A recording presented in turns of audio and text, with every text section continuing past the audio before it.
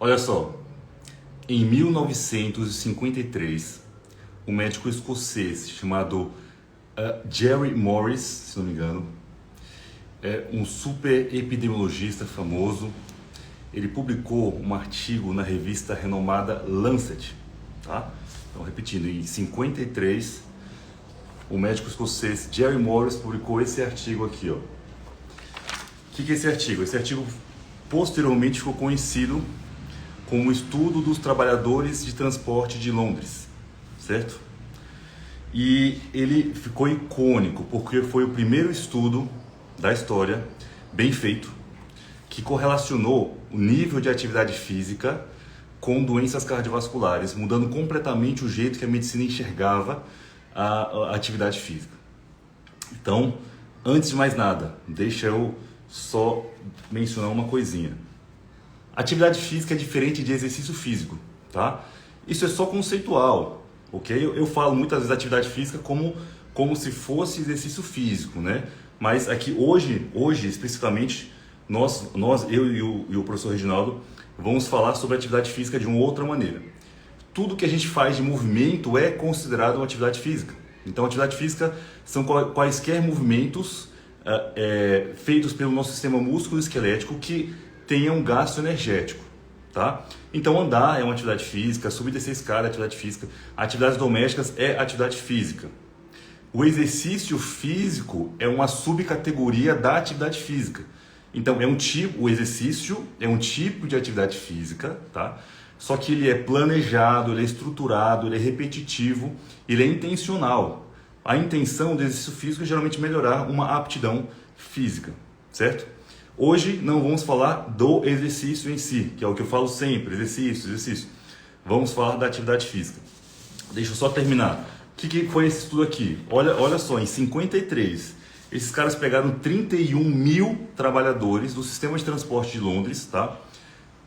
Por exemplo, aqueles ônibus vermelhos, né? É uma das categorias que eles pegaram.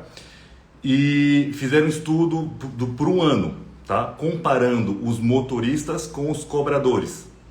Então, os mesmos transportes, as mesmas linhas, né? A mesma empresa, tá? É tudo igual, só que um grupo dirigia e o outro cobrava. Os cobradores naquela época ficavam andando pelo ônibus cobrando os passageiros. Não é cobrador aqui igual aqui no Brasil, ficava sentado também, só cobrando e passando a catraca, né? Então, o motorista dirigia, o cobrador andava o dia inteiro. E descobriram, né, no final de toda essa análise, 31 mil trabalhadores, homens, entre 35 e 64 anos de idade. Descobriram que os motoristas tinham uma taxa de infarto e morte súbita por doenças cardiovasculares muito maior dos cobradores. E a partir daí que eles começaram a ter muitos mais estudos relacionando as doenças cardiovasculares, e hoje em dia a gente sabe de várias doenças com a falta de atividade física, certo? Então hoje a gente vai começar com o professor Reginaldo, tá? Eu já fiz uma live com o professor Reginaldo, eu conheci ele é um professor de educação formado, né, em educação física, e ele trabalha no São Paulo Futebol Clube, lá no clube mesmo. Ele coordena uma academia de musculação e faz um trabalho assim fantástico, lindo com idosos. E não estou falando idoso, né, o idoso de 60 anos de idade fortão, não. Idoso doente, idoso cadeirante, idoso que usa oxigênio, idoso frágil, né? E pega essa população e coloca para academia, musculação mesmo, com resultados fantásticos, né? Eu tenho uma live bem antiga com ele, muito boa, muito interessante, vale a pena assistir, tá? O Reginaldo é fera. E eu convidei ele de novo aqui para falar justamente sobre isso, né? Ele vai falar sobre um artigo que vai falar um pouco da fisiologia do comportamento sedentário, né? Não é tão complexo quanto parece, não. O Reginaldo é o professor responsável pelo Centro de Orientação à Terceira Idade, que é essa academia que eu falei. E ele é especialista também em treinamento resistido na saúde, na doença e no envelhecimento pelo Instituto Biodelta, em parceria com o setor de geriatria do HC. É um cara, né, gabaritado, certo? Então deixa eu chamar o professor aqui. Eu sempre esqueço como é que faz. Espero que não aperte o botão errado. Opa. Se eu chamar alguém errado aí, me perdoe, gente.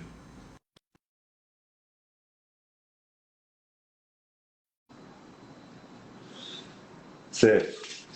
Eu tô meio subindo também, eu sei. Eu tô tentando conciliar essa vida de casado com o Instagram, com o trabalho. Não tá nada fácil. Fala aí, Reginaldo. Espera aí que eu vou virar a câmera aqui. Eu vou virar a câmera. Ajeitar a minha. Ai, será que ficou muito longe? Aqui Fala com o som consegui. também. Eu deixei a câmera um pouco mais longe. Se o som estiver muito baixo, me fala aí. E aí, professor, tudo bem? Tá escutando? O seu retorno está com um pouco de atraso e a sua câmera ela escureceu. Escureceu. Eita, nós. Pra mim tá tudo ok. Tô escutando normal, só que está com atraso. Ixi, tá muito atraso? Tá com atraso. Atraso, você diz da minha fala, do som. Então vamos ter que sair e entrar de novo. Ok. Tá com muito atraso. Tá. Então vou te convidar de novo aí. Peraí. Tá bom. Ok.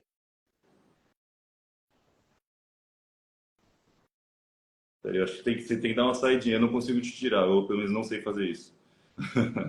Então sai de novo, isso aí. Hã? Tá, então, pessoal, tá com muito atraso meu som? Me fala aí, o som eu não consigo me escutar. Tá ótimo. Para amar. Tá bem também. Para Thaís tá ok. Bom, se tiver atraso com o Reginaldo, a gente continua assim. Porque para todo mundo tá bem. Já mandei o convite de novo. Só aguardar. E que mais? Eu tava querendo fazer mais lives também, sozinho mesmo, eu estudo algum tema e falo. Tenho tido alguns problemas em organizar, né, com alguns convidados. É mais fácil. Também fazer mais lives regulares com o Lucas, fisioterapeuta. Ele é fera. Ué, não chegou o convite, será? Ué, peraí. Vou dar de novo. Mandei. Pronto. E aí? Certinho? Tá escutando bem?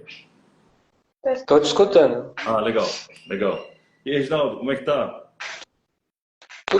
Tudo bem com vocês, com o pessoal que espero que seja proveitoso para todos hoje. Legal, bacana. Com certeza, tem muita coisa para passar para a gente aí. Me conta um pouquinho, eu já falei um pouquinho sobre a diferença de atividade física, exercício, né? Mas só que eu vou inteirar um pouquinho, porque não é só relacionado a exercício em si, né? Ah, se eu fizer exercício, tá tudo bem. Mas se eu for sedentário, o que é sedentário? Passar o dia inteiro na cadeira, né? O dia inteiro. Depois praticar um pouco de exercício, às vezes também não é tão interessante, né? Durante o dia eu também preciso, né, ter um pouco de mobilidade, um pouco de movimento, um pouco de atividade física, não só exercício, não é isso? Explica o básico aí, Reginaldo. Sim, primeiro de tudo eu vou pedir um pouquinho de desculpa a todos, que eu estou um pouco fanho, que nós fizemos uma obra na sala ontem e juntou muita poeira e eu acabei adquirindo um processo alérgico. Então, se vocês perceberem que eu estou fanho, a minha voz está um pouco ruim, é porque eu respondi mal a esse processo. Mas vamos dar continuidade aqui. Primeiro de tudo, quando nós falamos de sedentarismo, né, nós precisamos entender o que é o sedentarismo de um linguajar mais simples, mais usual, né? Porque sedentarismo ele é medido. Por incrível que pareça, ele é medido em laboratório, assim como é aferido um exercício, aferido uma atividade física, tudo tem uma métrica. Dá para se fazer uma métrica, né? E nós, no dia a dia, não reparamos nesses detalhes, né? O quanto que eu preciso despender de energia para saber que eu estou sedentário, eu estou num momento de sedentarismo, né? Então, esse estudo, ele tentou esclarecer esse detalhe analisando em laboratório e analisando através de um conjunto de profissionais de vários países, tentando elucidar essa Desculpa, pergunta. mas é importante. É porque eu acabei de citar um outro estudo. Ele está falando de um outro, tá, gente? Ele está falando de um estudo recente, né? Sim, sim. Falou justamente sobre o comportamento do sedentarismo. Não tem nada a ver com o estudo de 53 que eu falei agora há pouco, tá? Manda bala. Uhum. Desculpa, eu acabei atropelando aqui. Esse aqui é um estudo de 2023, né? Foi publicado na American Physiological Society. E ele analisou justamente isso, quais os efeitos fisiológicos no corpo do sedentarismo de vários tipos de posições. Então, quando a gente imagina sedentarismo, a gente imagina que é só o fato de ficar sentado.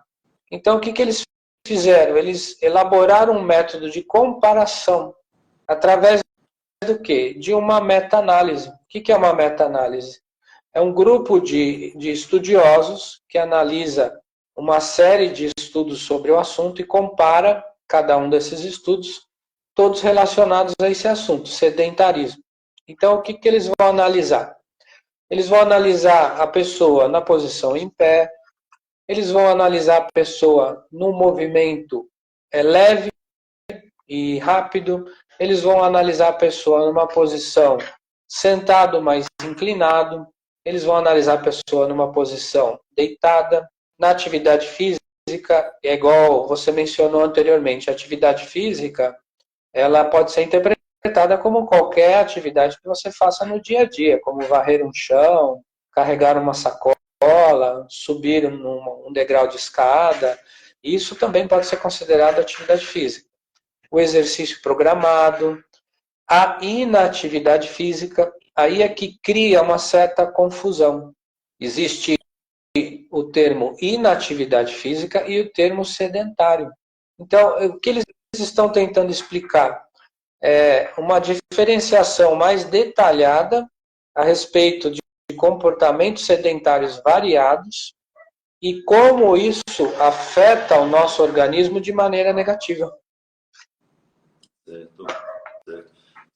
Aqui se ele falou aqui, o fato de movimentar fazendo os afazeres de casa, então não me torna uma sedentária, certo? E, sim, relativamente, né? Dependendo do quanto, da qual intensidade que você faz, você não deixa de ser sedentário. Como que eles podem avaliar isso, né, de uma maneira que gere um resultado significativo e possa ser publicado para que o público em geral possa entender? Eles analisaram o quanto de frequência a pessoa se mantém naquele comportamento. Então, por exemplo, quantas vezes por semana ele fica sentado? Qual a intensidade dessa postura? Qual o tempo por dia, por hora? Qual tipo de posição? É sentado, em pé? Então, esses detalhamentos de intensidade, tempo, tipo, frequência é que determina o gasto calórico, medido em MERS, né? É uma medida de equivalência de gasto calórico, que pode ser medido tanto em laboratório, como também pode ser através de uma análise indireta da própria pergunta e resposta entre avaliador e avaliado, para que ele possa entender o quanto que ele tem de variáveis que possa interferir no resultado desse comportamento sedentário. Porque antigamente, assim como você falou, eles avaliavam meio rudimentar o que é estar parado e o que é estar em movimento. Eles colocavam duas variáveis apenas. E chegava-se à conclusão que você tinha que ser recomendado a se exercitar. Apenas isso. Hoje em dia, com o avanço da medicina, com o avanço de exames laboratoriais, análise mais aprofundada, comparações de estudos de variáveis, eles conseguiram detalhar e colocar uma avaliação de uma maneira que você possa estar ativo e ao mesmo tempo sedentário no mesmo período. O que vai diferenciar é as intensidades e a quantidade de tempo que você se mantém naquela postura. Né? Não sei se ficou bem claro para que o pessoal possa também fazer qualquer tipo de pergunta, né? Tem o pessoal fazendo algumas perguntas aqui. Talvez aqui o interessante, não sei se não chegou nesse ponto ainda, mas o pessoal para entender, né? Quem passa o dia todo sentado no trabalho e depois do serviço faz academia é sedentário? Eu acho que aí no caso do sedentário tem a ver com delta T, né? Depende de qual período do tempo você foi sedentário ou não, seria isso? Sim, pelo que eu entendi no estudo, eles desprezaram o período de sono, né? Porque o período de sono também pode variar e ao mesmo tempo é um período que todas as funções metabólicas são parecidas. E eles estudaram os períodos de vigília. O que é o período de vigília? Aquele período que você acorda, inicia seus movimentos, suas atividades até o próximo horário que você vai dormir novamente. Então, nessa lacuna do período de vigília, é que foi estudado quais as posturas e quanto tempo ele fica em cada postura para que eles possam gerar uma nomenclatura para cada detalhe. Então, eu vou citar exemplos, né? Se você passa a maior parte do tempo sentado e você passa um mínimo de tempo em pé e um mínimo de tempo andando, é considerado fisicamente inativo e altamente sedentário. Então, olha que interessante. Você tem uma nomenclatura de ativo, sendo uma pessoa fisicamente ativo, mas é fisicamente ativo o mínimo possível, mas muito tempo sedentário. Então, como é que ele avalia isso? Ele avalia que você passa menos de 150 minutos por semana em movimento. Então, ele vai considerar que você é fisicamente inativo e altamente sedentário. Mas você pode também ter uma avaliação parecida, sendo fisicamente inativo e altamente sedentário. O que ele quer dizer? Você diminui um pouco o tempo de sedentário, aumenta um pouco o tempo em que você se mantém em pé e aumenta também um pouco do tempo andando. Até agora, nós não comentamos nada a respeito de corrida, né? Então, até agora é uma postura sentada, uma postura em pé e uma postura caminhando suavemente. Então, esses dois fatores, fisicamente inativo e altamente sedentário, fisicamente inativo e suavemente sedentário, quer dizer que ambos eles passam um tempo sedentário, mas a diferença é que o tempo em pé e caminhando, eles se diferenciam. Mas eles escolheram também outras duas categorias. O fisicamente ativo, que ele já caminha e já corre, só que um período pequeno. E ele fica um período muito maior sedentário. Então ele é classificado como fisicamente ativo e altamente sedentário. Olha a confusão que gera na cabeça das pessoas. Ele é fisicamente ativo, ele corre, ele caminha, mas o tempo de sedentarismo dele é muito alto. E ele caminha, ele corre, ele caminha, ele se movimenta mais que 150 minutos por semana. E tem a última categoria, que é a fisicamente ativo e altamente sedentário, que ele fica um tempo menor sedentário, mas ele fica um tempo maior em pé, caminhando e correndo. Então, o que os pesquisadores estão querendo dizer com esses quatro posicionamentos? Antigamente, dizia-se que, na mídia em geral, a forma de motivar a população em geral, isso eu estou falando em maneira de estudo populacional, né? Motiva-se a se exercitar, ponto. Vá para a academia, se exercite. Mas ele não entra em detalhes a respeito da vida cotidiana da pessoa. Como é a movimentação dele no dia a dia fora da academia. Agora, esse estudo, ele abordou esse lado. Ele começou a estudar o que acontece com as pessoas fora da academia e somando com esse detalhe para saber se no dia a dia ele fica mais tempo, menos tempo sentado, se a variação de ficar em pé ou andando também influencia. E eles conseguiram chegar chega à conclusão que agora não se fala mais mexa-se, apenas mexa-se. Uhum. Agora a frase mudou. A frase tem que ser explicada dessa maneira. Fique o menos tempo possível sentado, mexa-se mais vezes e vá para a academia. Se exercitar. Então, além da frase vá para a academia se exercitar, você tem que se manter em movimento no seu dia a dia e, ao mesmo tempo, se manter menos tempo sentado, deitado ou inclinado, para que você não tenha respostas desfavoráveis à saúde. Perfeito. Então, aqui na prática, o que o Cristiano falou aqui é o que acontece com talvez a maioria das pessoas praticantes de exercícios, né? Ele falou, eu treino 1h30 de manhã, passo 7 horas sentado e à noite não faz nenhuma atividade. Ou seja, é 1h30 de treino diário e o resto do dia mais parado, né? Então, essa 1h30 de treino, somando, se a gente for somar 150 minutos, fugiu o nome, a organização, enfim, manda fazer por semana, talvez não seja o suficiente. Tem que somar, andar mais, mexer mais, a cada meia, uma hora levantar, andar um pouquinho, porque o que mais tem aqui em São Paulo é isso, o pessoal sentado o dia inteiro. O que eu atendo muito é, quantas horas, sempre pergunto, quantas horas na frente do computador por dia? O mínimo é 8 horas, ninguém fala menos de 8 horas. É 8, 10, 12 horas no dia sentado na frente do computador, né? Então isso Isso é importante. Tem um detalhe importante desse estudo que vale ressaltar para não assustar ninguém, né? Ele explica que é melhor você estar em pé do que sentado. É melhor você estar sentado do que inclinado. E é melhor você estar inclinado do que deitado. Então, o que eu quero dizer? As recomendações dos órgãos internacionais, né?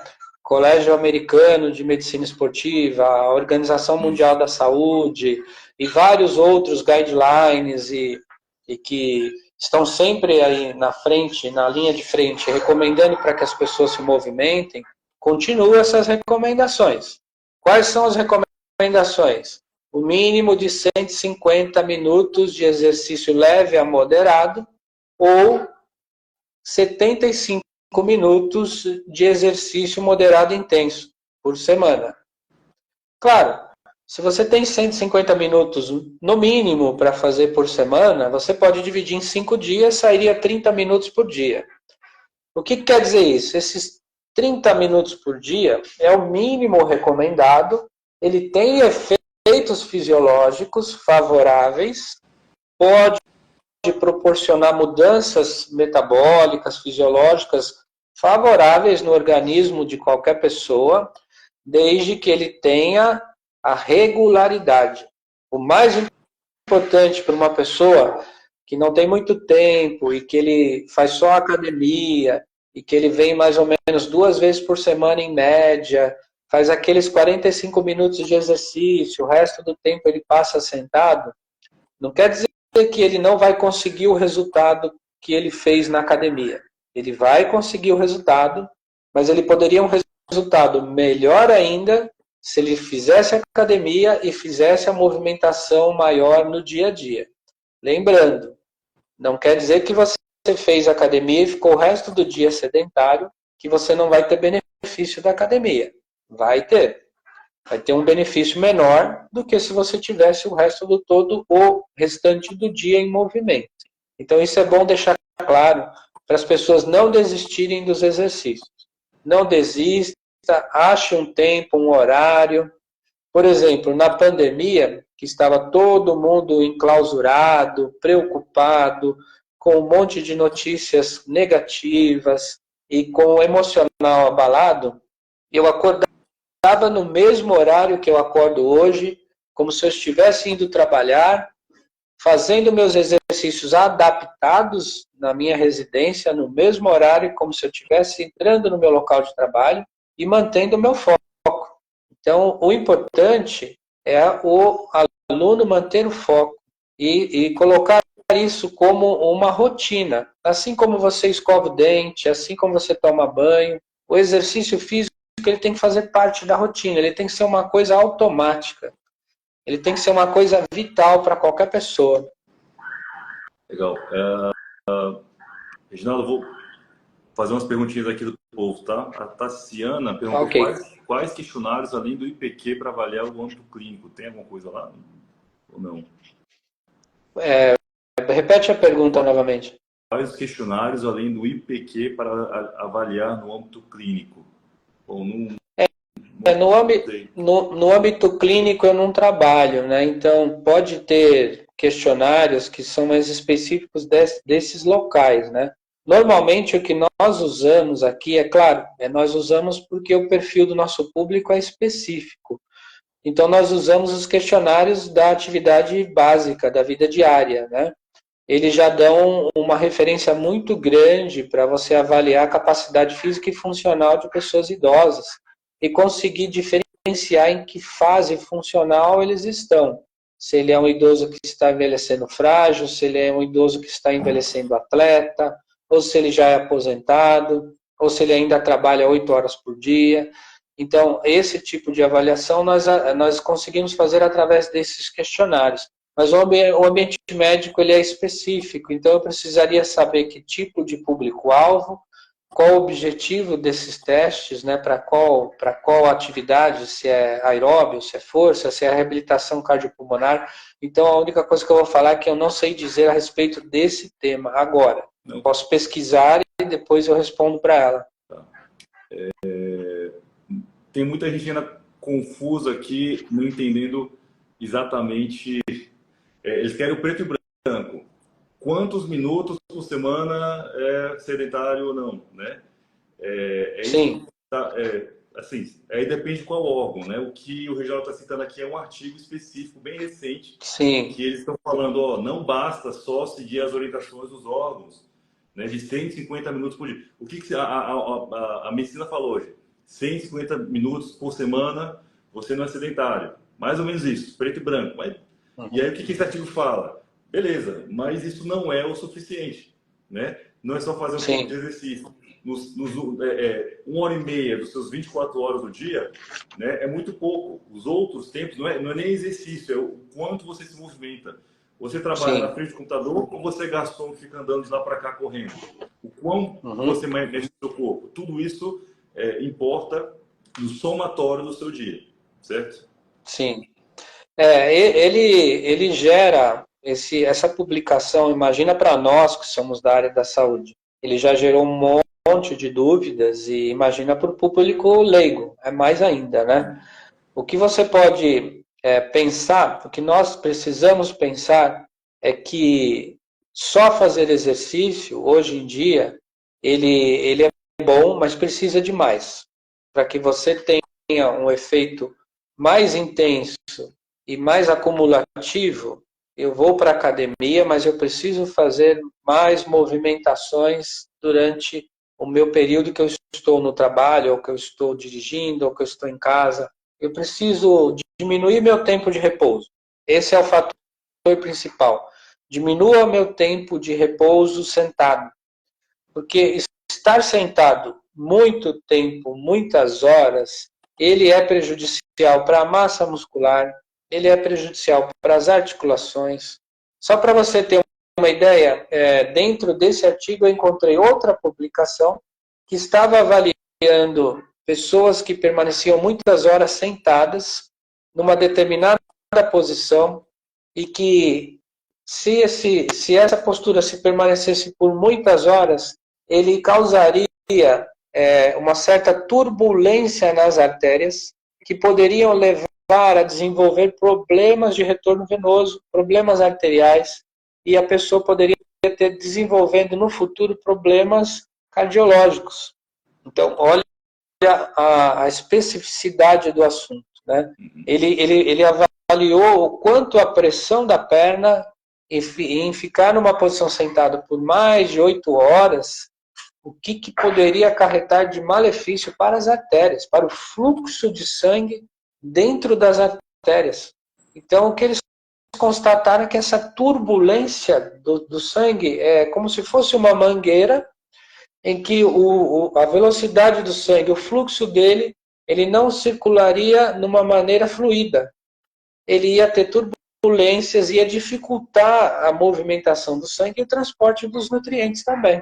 Então é super importante avaliar que o tempo sedentário, ele prejudica uma série de funções. Por exemplo, se você for analisar o perfil lipídico, esse estudo ele comentou muito sobre isso. Nós temos proteínas que são sinalizadas através do exercício, para que ela possa mobilizar glicogênio na musculatura, para que você possa usar aquele nutriente, ou até mesmo a sinalização para a insulina.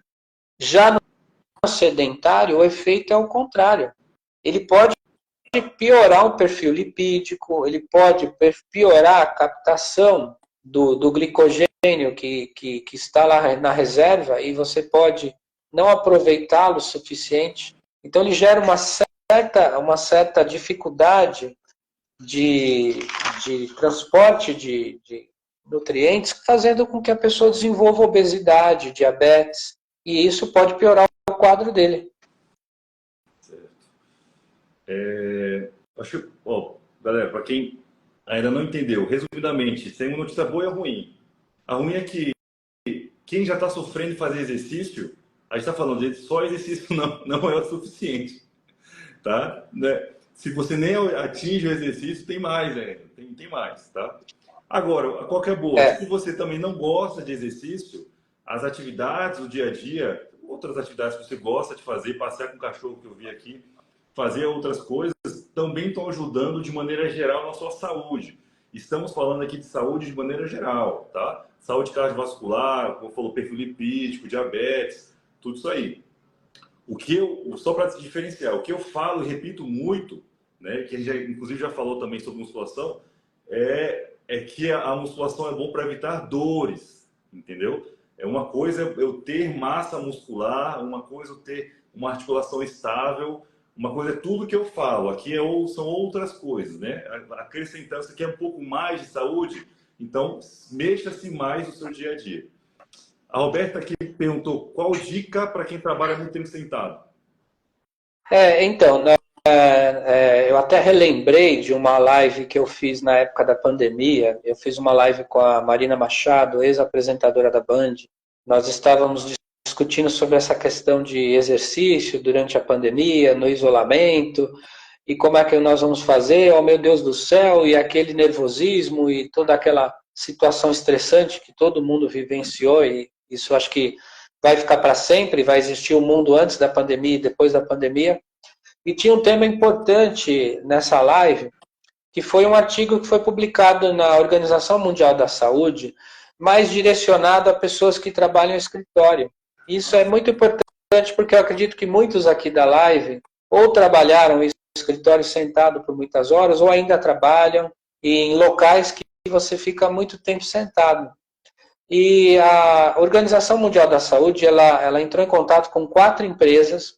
Depois eu fui verificar essas empresas, eu entrei em contato com elas.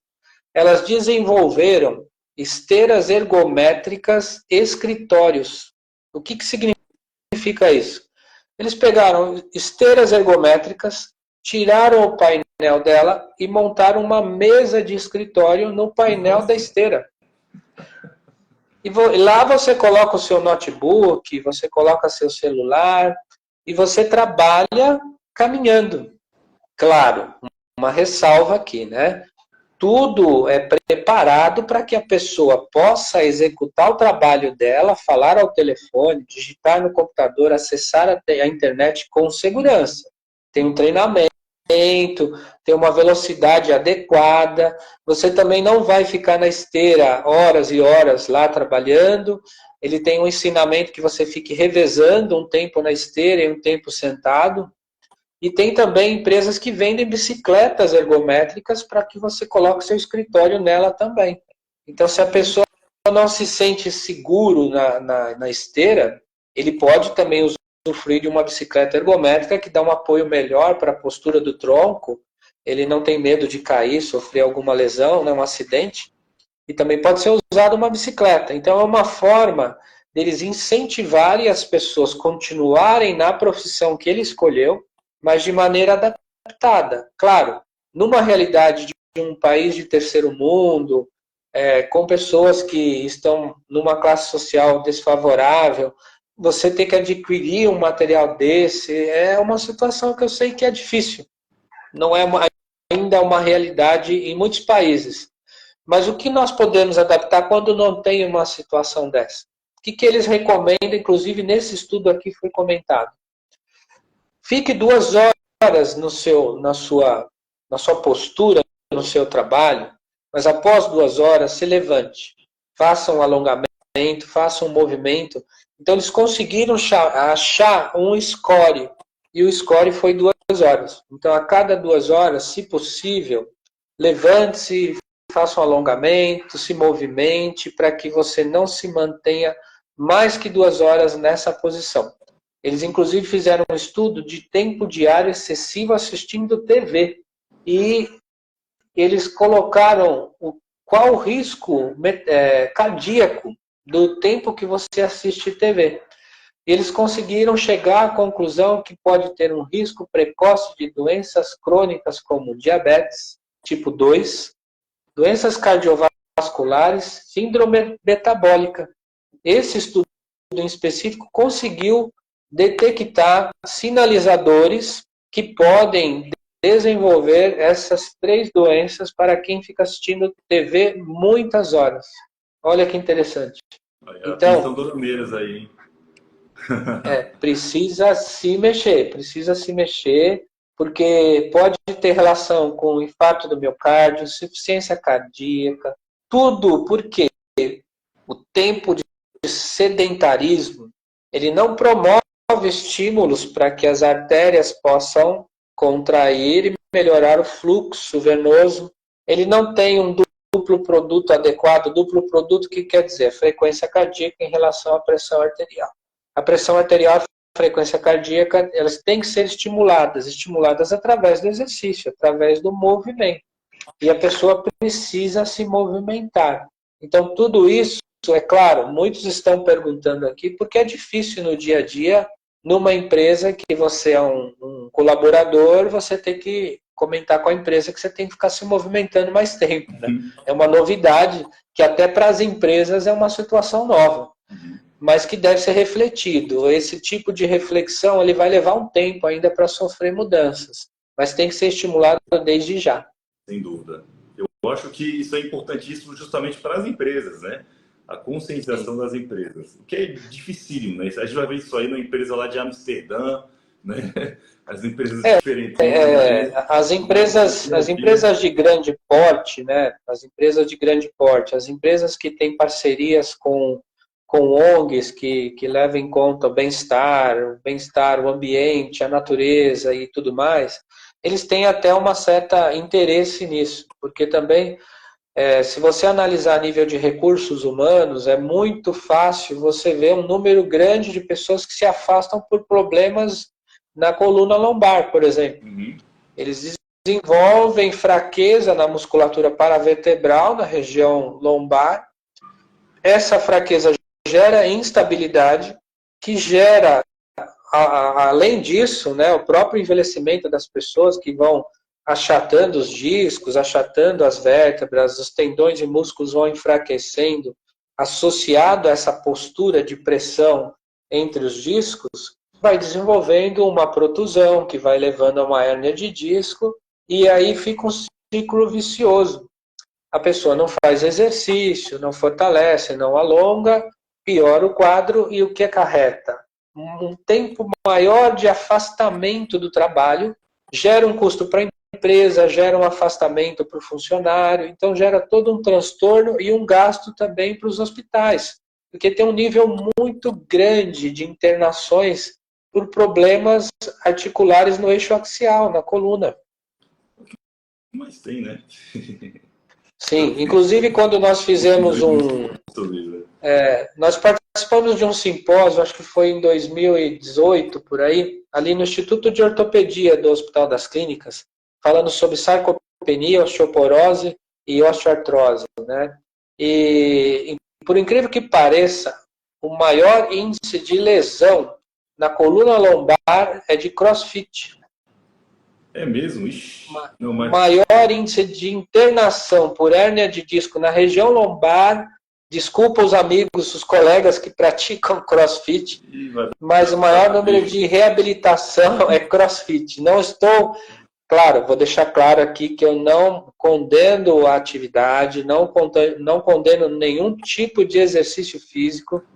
O que nós temos que ter cautela é saber diferenciar a fase que você se encontra. Se você é um iniciante, se você nunca praticou aquela atividade física, e aquela atividade física tem um caráter intenso, precisa controlar postura, pressão de carga, controle de repetição, converse com seu professor, comece de um nível mais suave, vá se adaptando e passando por uma transição de aprendizagem motora.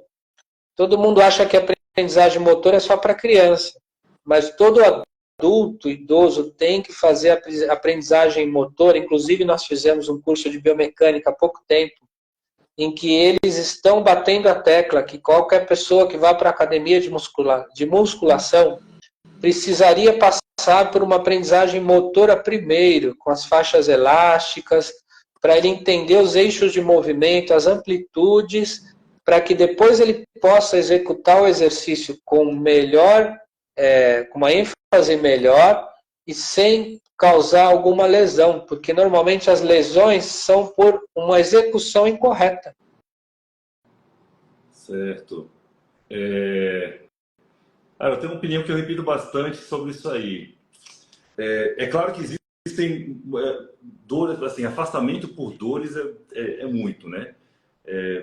Principalmente quem faz trabalhos manuais, exige muito. Então a gente sabe que aquele trabalho vai exigir do ombro, vai exigir da coluna e vice-versa. E o que eu vejo, o que eu atendo muito é pessoas sedentárias, né? Sim. Né? Que exige muito do corpo, que já passou de certa idade, o corpo não é mais o mesmo, 20 anos fazendo aquilo e com dores. Beleza, é o esperado. Eu acho que não precisa ser médico para entender que é esperado. Se eu faço muito uma coisa, eu não preparo o meu corpo para fazer aquela coisa, eu estou ganhando idade, meu corpo está enfraquecendo, vai dar ruim. Aí eu vejo todos meus colegas tendo o mesmo problema ao meu redor. E eu não faço nada a respeito. Aí eu vou culpar o trabalho, velho. É sério, eu vou culpar o trabalho, entendeu? Pô, não, né? Aí, mas é o que mais tem, infelizmente, é a mentalidade da maioria. Da maioria. Ah, não, é porque o meu trabalho me fez isso. Trabalho caceta. Trabalho caceta. Agora, é o papel do empregador, das empresas, melhorar essa conscientização. Porque a maioria das pessoas não tem essa conscientização, né? Então, as empresas tinham que falar, não, tem que praticar exercício, tem que praticar exercício. E independente do disco L5, S1 do cara ter zoado ou não, o cara não vai sentir dor. Não é aquela lesão, aquilo que vai causar dor, é movimentar o corpo. O próprio movimento melhora a dor. Tem estudo mostrando que quem tem cervicalgia, se faz bicicleta, melhora a dor na cervical. Entendeu? É só mexer o corpo. E é o que falta, as pessoas mexerem o corpo, que a gente fala. Só uma coisinha, Leidinha acabou de entrar aqui. Leidinha é minha cunhada e trabalha comigo também. Não sabia que tinha botado no Instagram, não, Leidinha. Oi. E o Fabinho entrou também, já tem gente dando oi pro Fabinho. Não dá oi pra mim e pro Reginaldo, mas dá oi pro Fabinho. Tá. Falaram que pode falar. a Valdenir falou que o colesterol está 230, o médico falou que é só com exercício e alimentação. Até onde eu sei, eu não costumo falar muito de alimentação, mas até onde eu sei, exercício não muda muito o colesterol. Tá? O colesterol, triglicérides sim, o colesterol é mais difícil de controlar com o exercício. Sim, fala aí. Sim, eu tenho por exemplo, aí eu vou te falar como leigo, tá? Eu não fiz uma análise clínica, não. Estou te falando um comentário empírico agora, né?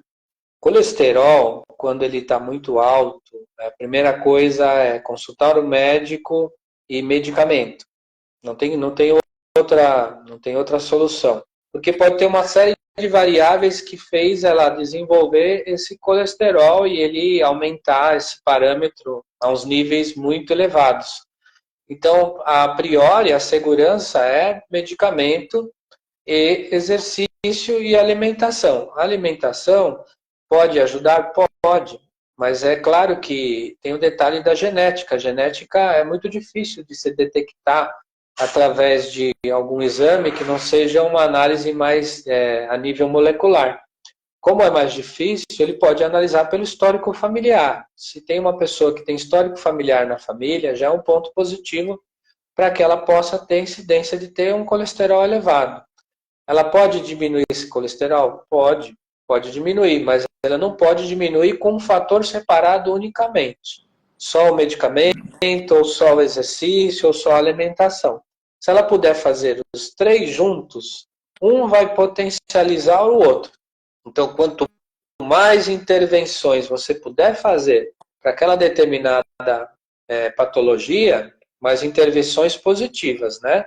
Porque também não adianta nada você tomar o medicamento, fazer exercício, academia, musculação, aeróbio, tudo bonitinho, e aí você vai lá no restaurante e come um prato de pururuca.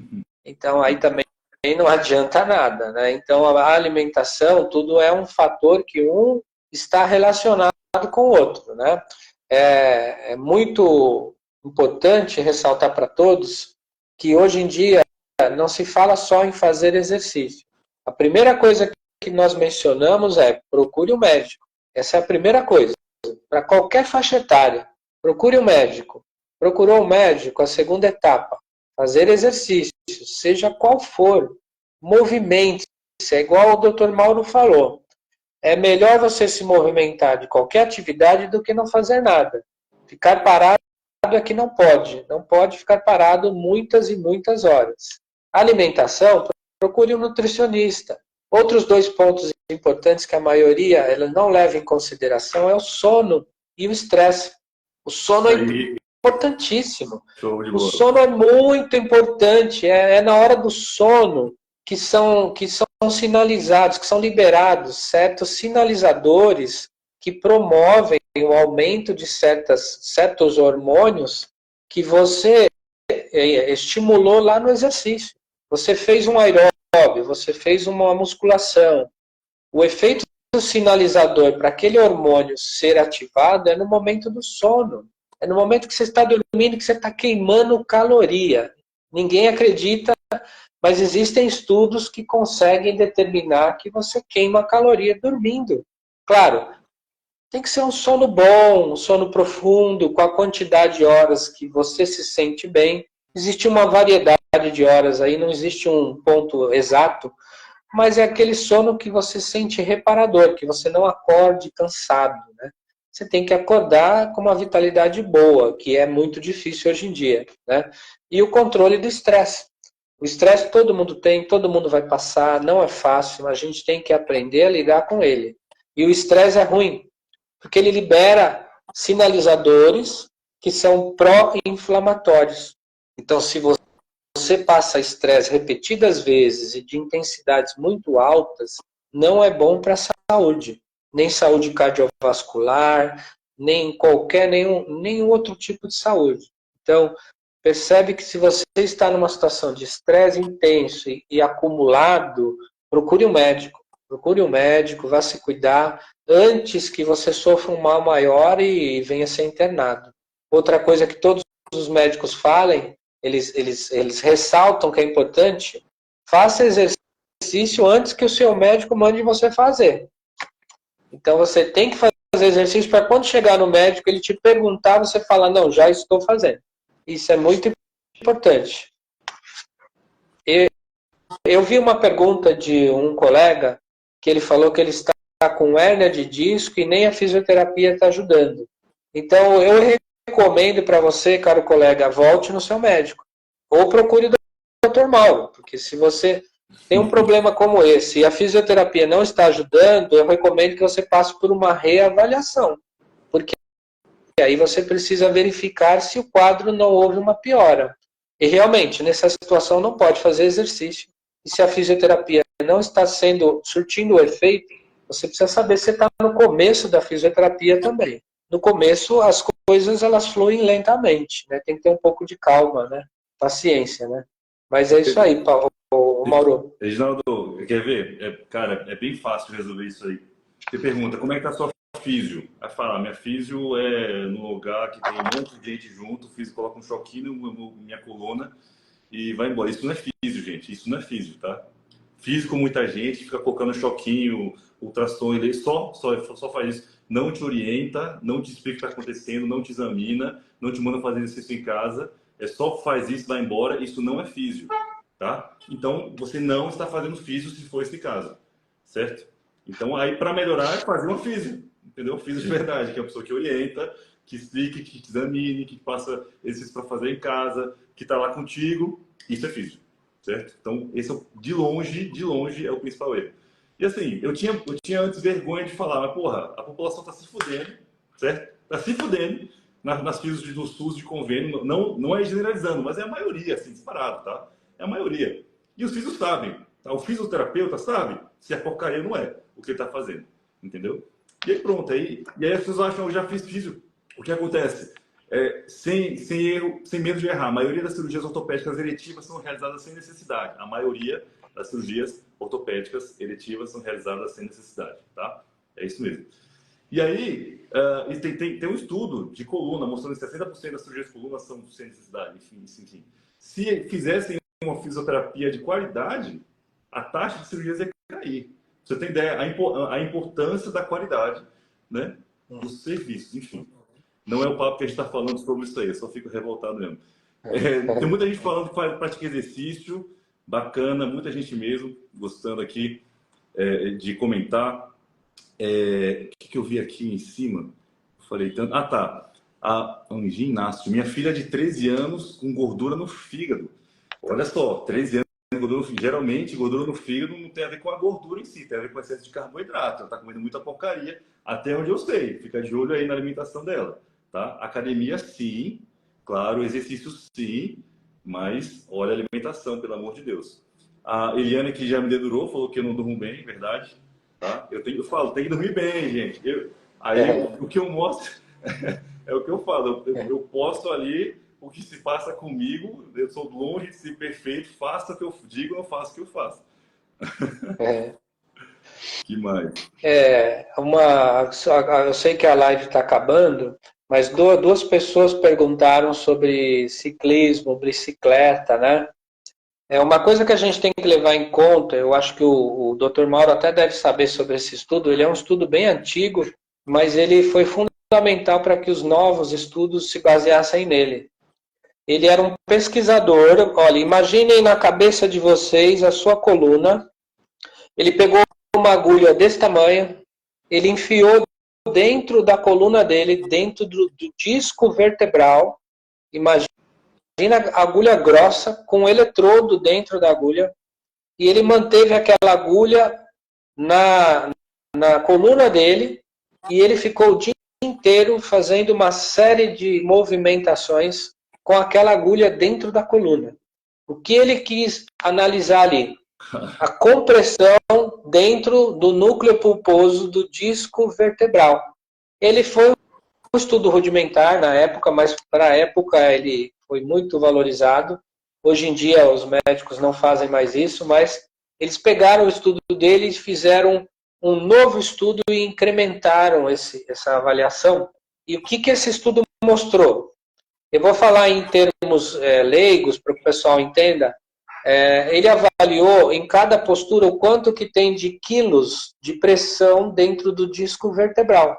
Pressão em relação a newtons, tá? Não em relação a quilos. E ele verificou que se você sentar numa cadeira a 90 graus, sentado ali ereto, com a coluna reta, você tem uma pressão no seu disco vertebral de 200 newtons, se eu não me engano, 200 a 250 newtons.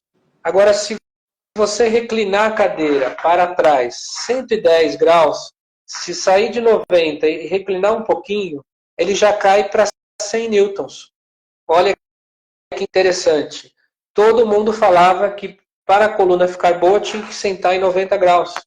Agora já mudou, já pede para inclinar um pouquinho, porque o eixo desviou, a pressão do eixo desviou, né? Então, para quem caminha em bicicleta, por exemplo, a maioria fica curvado para frente. Aí que eu vou entrar na da bicicleta.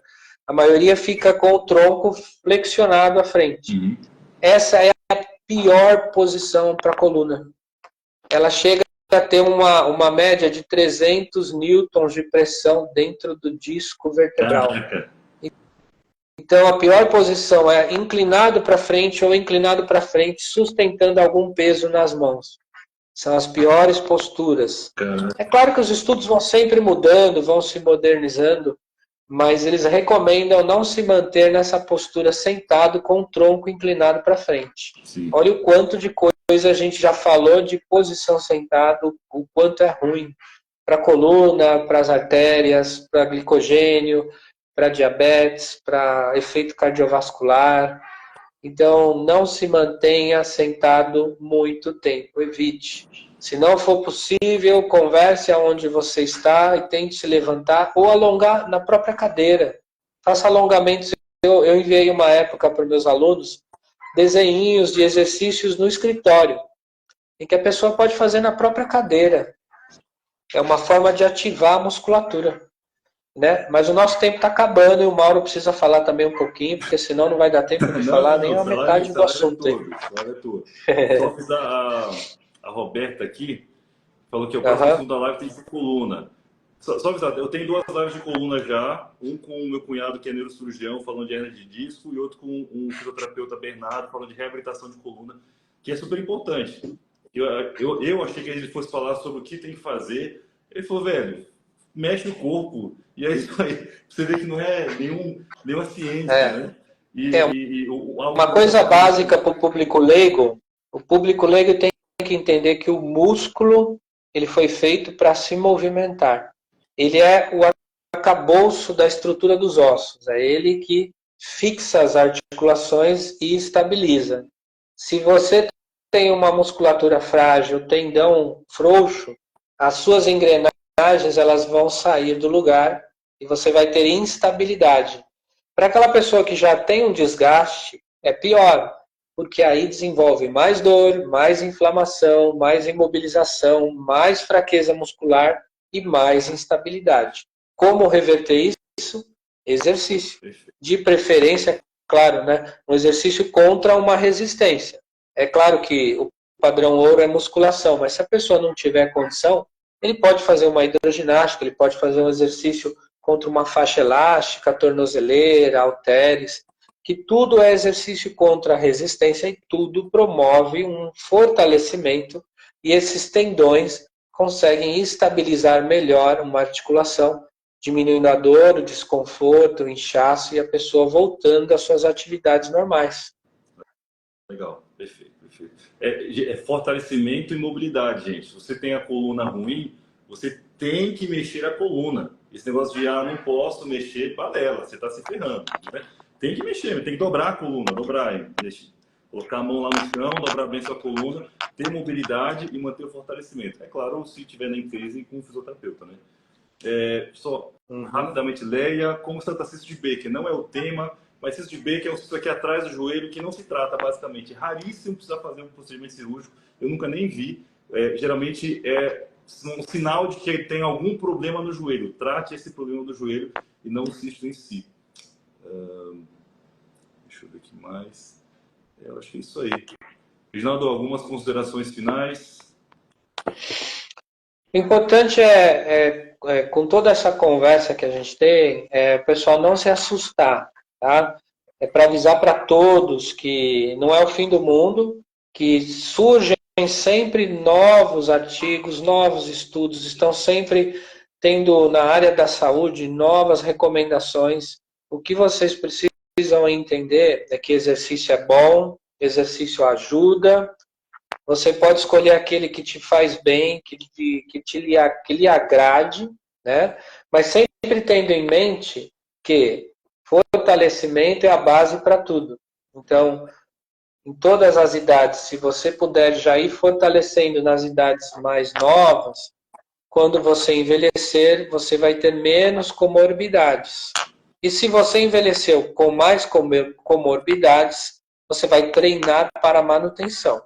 Então, existe o treinamento para prevenção, que você começa desde criança, e existe o treinamento para manutenção, quando as doenças já se instalaram, o organismo já se comprometeu, mas você tem que se exercitar mesmo assim. Isso são 2 tipos de vertentes, mas todos têm que se exercitar. O que não pode é ficar parado muito tempo. Perfeito, perfeitíssimo. Só cabe aqui uma coisa que eu também vou repetir. Eu considero a população, assim, principalmente mulheres pós-menopausa, tá? Mulheres pós-menopausa, escuta isso aqui.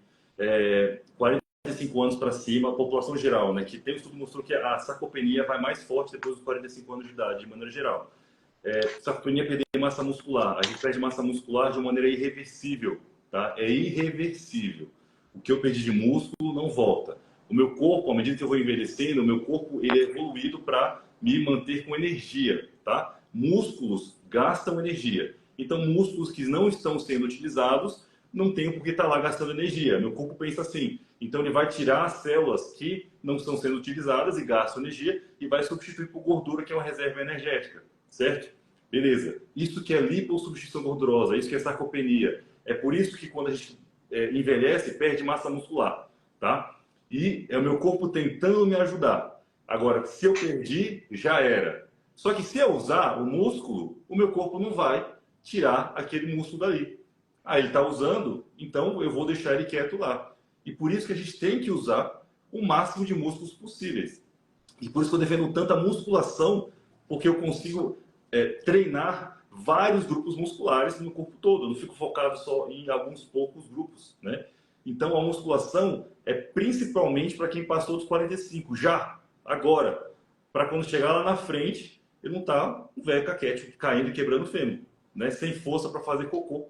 É isso, basicamente isso. Entendeu? Então, é agora, não é esperar ficar velho para fazer exercício, é agora. É isso que você falou é real, Mauro. Existem alunos nossos que, ao começar os trabalhos, eles melhoraram a motilidade intestinal, eles melhoraram a deambulação. Tem um Então, e nesse estudo aqui ele ressalta isso, que quem faz exercício, ele tem uma artéria cerebral mais calibrosa. Consequentemente, sobe mais sangue para o cérebro, mais nutrientes, e a pessoa tem um cérebro saudável. Consequentemente, ela consegue ser mais útil por mais tempo, mais lúcida, com sintomas muito pequenos de um envelhecimento. Então, é importantíssimo também, não só para os órgãos, mas também para o cérebro, que é a nossa peça principal, né? perfeito. É isso aí. É bom para a vida. Reginaldo, vamos nessa. Obrigado mesmo. Obrigado demais. Você tem muita coisa para passar. A gente vai combinando outras lives aí. Desculpa aí, eu também Sim. tive que reagendar as lives. Eu tô, como falei, tô tentando me adaptar a essa vida aqui, ó.